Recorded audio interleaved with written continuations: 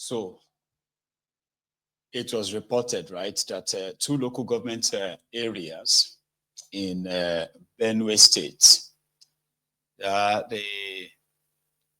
the media report. So the first 12 people that were killed were in Apa local government area.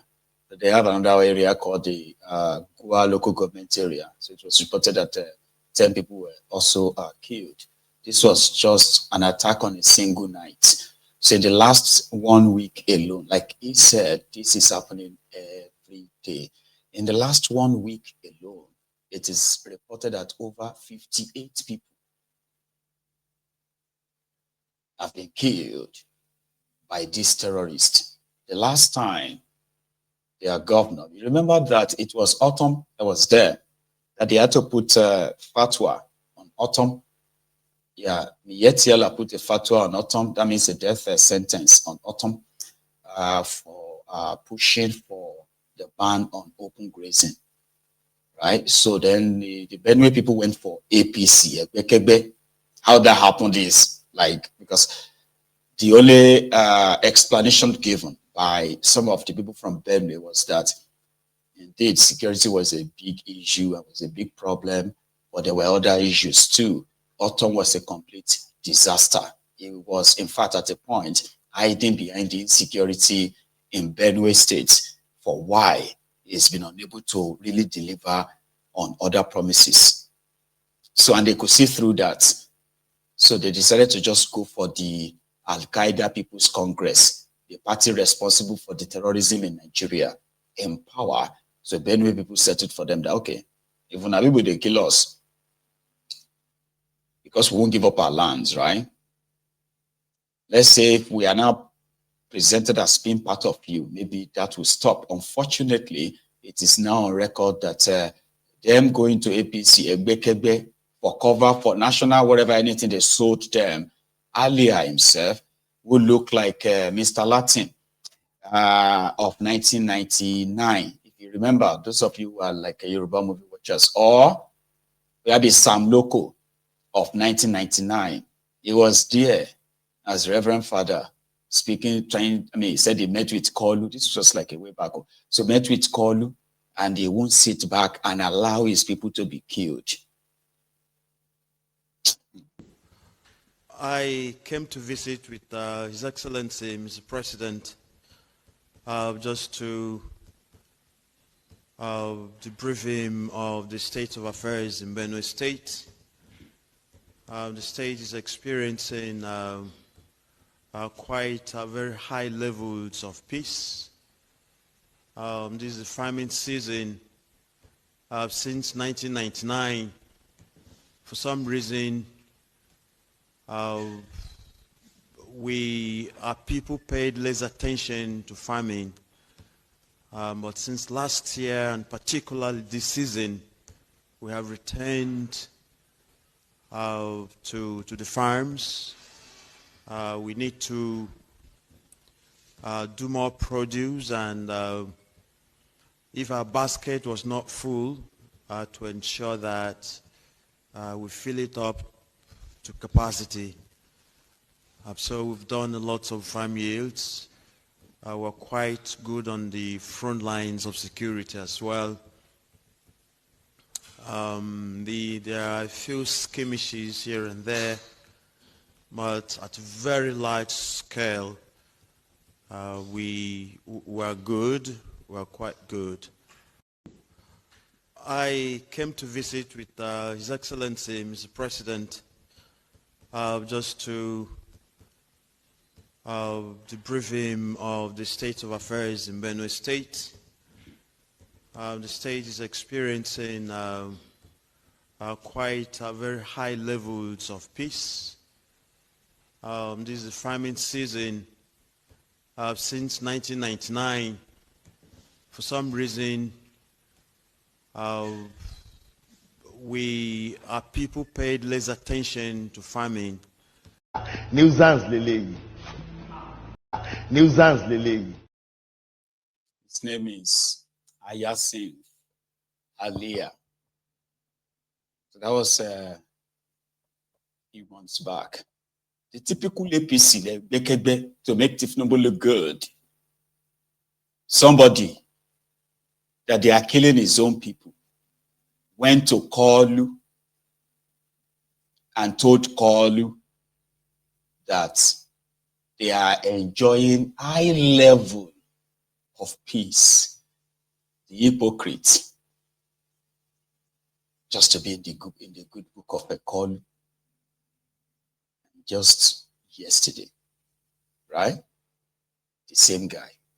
As last night, we had some horrible attacks again in Apa local government and Go West. It started with the Go West. Before midnight, the attackers were repelled. But then much afterwards again, they came back in larger numbers, and then there are scores of deaths. Now the social media is giving different numbers. What we have done is, I'm just coming out from a meeting with the security heads in the state, the military, the police, the civil defense, and the DSS and all the security advisors. So they've been directed to move immediately to the two local governments. So that is where they are headed now. The figures of casualties we hear. Nuisance Lele. It is the same idiot. He is their governor there. Ayasin. They said he's a reverend father. He is more interested in what people say, or how the people see him. Do you get that now? Like the usual, all talks, no real action, no real balls. Or he will cry, right? Because it will become more or less like upset and say, you know, like, I wish I could do more. I wish I could do this or that. I wish all of you understood that I am powerless, but it won't say it that way. Rather, it will blame people that continue to ask questions. Because you can't be telling them that they are enjoying relative peace, best peace and all that, and yet they are burying their own people who were slaughtered on their farms, in their homes. But you don't want to look bad, right? Then you started fighting the figure, when the real victims in this day and time, where you can have all the photos, all the videos and all that, and then the survivors who are also giving their own accounts. But you don't want to look bad. We shouldn't look bad. We need to look like we are. I understand. Why are you actually in charge? See the loved ones of those who died in the last 48 hours. This was this morning. Them asking the government, protesting, asking the government to protect them and save them. The same government that would rather sell them propaganda than do the real job. Do you get what I mean? It's complicated. Now, the people of Akwa and Goa, who came out to protest the latest killings. 2 weeks ago, I still had the news about the same killings in Benue, where people also, survivors came out, protested, cried. It just never ends.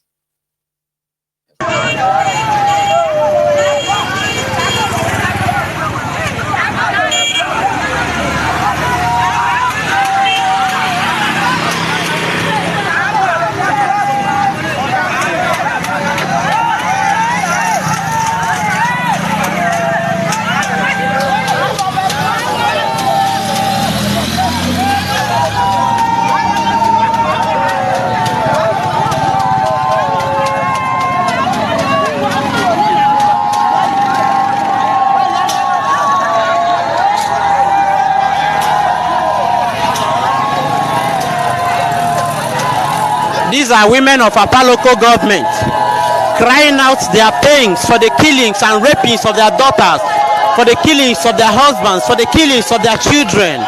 We in Apa local government, we are tired of these killings, and therefore we are calling on the federal government, on the state government to take proactive measure to end this insecurity at once. We deserve a better life. As citizens of Nigeria, from Apa local government, we deserve a better life. We said no, there should be an end to this killing.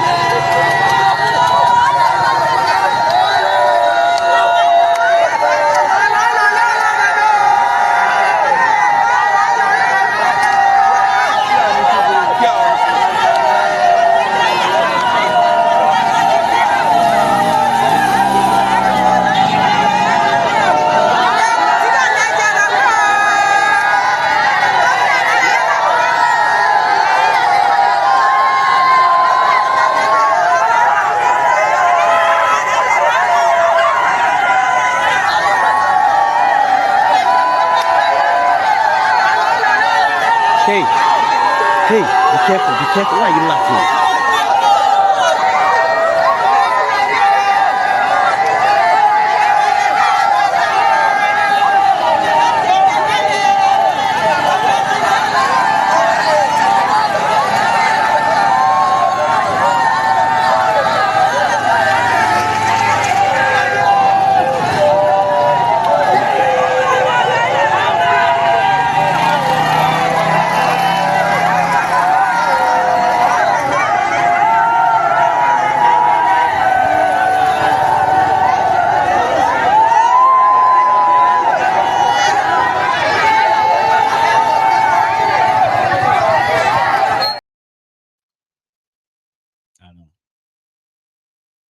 So when everyone is done, they will go back home to go and nurse their losses. Do you understand? And possibly wait for another attack. Because again, as we all know, yesterday's survivors, they are the potential today's victims. Today's survivors, they are tomorrow's victims. As long as this contraption continues like this, all of us, every one of us, is a potential victim. We just don't know when our own time will come. And to make you understand, you see, Nigeria touching you or your turn coming doesn't really have to be like physical, you go. There is a very popular prayer from where I come from, Yoruba land. It's quite important, so I'm just going to say it in English, like loosely translate it for you. And that is,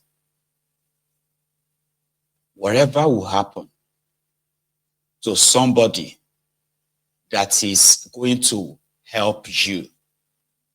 Do you understand that? Because whatever will happen to somebody that is going to affect you, it is better to pray that that thing shouldn't happen to that person.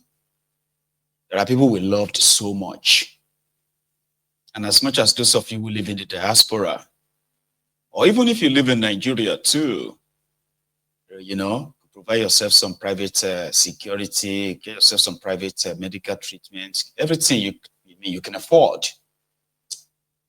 And as much as possible as well, you are likely never going to, you know, drive on their road to a place where you're going to get kidnapped. I mean, I don't know, like you probably shall believe that things are not easy, but somehow you have it all under control. And when it is your turn, it could be somebody very close to you that, man, there is no way you can shake it off. That's one thing about us being turn by turn. We are just all awaiting victims of that contraption. If it continues, every day that these rogues continue to hold the levers of power and directing or projecting the trajectory of the millions of people to just where they decided to be, should ordinarily get a lot of us concerned, right? Until every one of us understands the consequences of what is really happening. That there's no matter what side you belong to, you are not spared. Everyone is a waiting victim, whether you are supporting them or you are opposing them. I'm talking to those of you who are like the Buharidins, the Buharididins, the Buharidinotus, the Buharidijatus, the Buharishukus, the Ngoziaris, the Unekaharis, the obedient fools, the sophisticated morons, the humbled slaves, the voluntary slaves, name them. The crumb eaters, the crumb chasers, the ass lickers, the all risers, the bastard, the bat idiots, and name them like that. All of them. When we say somehow, you will always find something to defend your criminal oppressors. But when it comes to the consequences of their actions, isn't it obvious that nobody is spared? There is no preferential treatment. You get what I mean? When it comes to the economy, you have no preferential treatment. You would have to manage to survive in the economy they have created. As much as we continue to remind a lot of us that when it comes to politics, right, this is not a game. It is always, it involves life. It is a life and death thing. So until when we all understand this, we can possibly continue to pretend that it is not happening. So that you become a victim before you realize, or you realize now, and we have that critical mass, they call it critical mass. So those who have lost their loved ones, those who haven't, there is a chance that everybody will become equal, one way or the other, as long as this madness continues, right? There is somebody again from that Benue who seemed to just like hit it all, like we all know what's going on. What is happening to Benue State is not farmer Ada crisis. Farmer Ada crisis creates the misleading impression that this is a conflict between others and farmers competing for ownership of land. To me, I think what is happening now is like genocidal attacks, because the attacks are not limited to farmers. Some university professors have been killed. Some Catholic Reverend Fathers have been killed. Some travelers have been kidnapped, and some of them raped and killed. So this crisis affects a large spectrum of people, and therefore it is no longer a question of people competing for ownership of land. To me, I think it's an attempt to completely drive the people of that part of Nigeria away from their communities. Now, why they are doing it is difficult for us to understand. The Nigerian state is in a better position to frame the problem. But I think part of the failure of the Nigerian state that we see is that the government has not been able to tell us what is really happening to Benue State. When Governor Autumn was there, he was said to be the problem. But now he has left. Governor Alia is facing the same problem.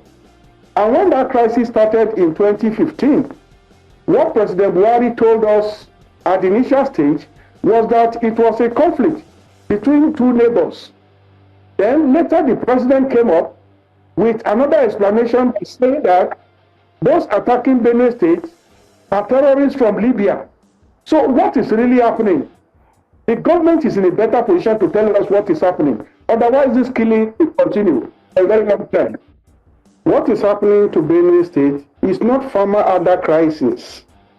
Farmer Ada crisis creates the misleading impression that this is a conflict between others and farmers competing for ownership of land. To me, I think what is happening now is Thank you. I mean, a lot of us believe, right? Not even believe, right? There are evidence, of course. There are all these attacks. They are not because of cows. They're not because of cows. That some people are like, they are fighting farmers. Farmers won't let the others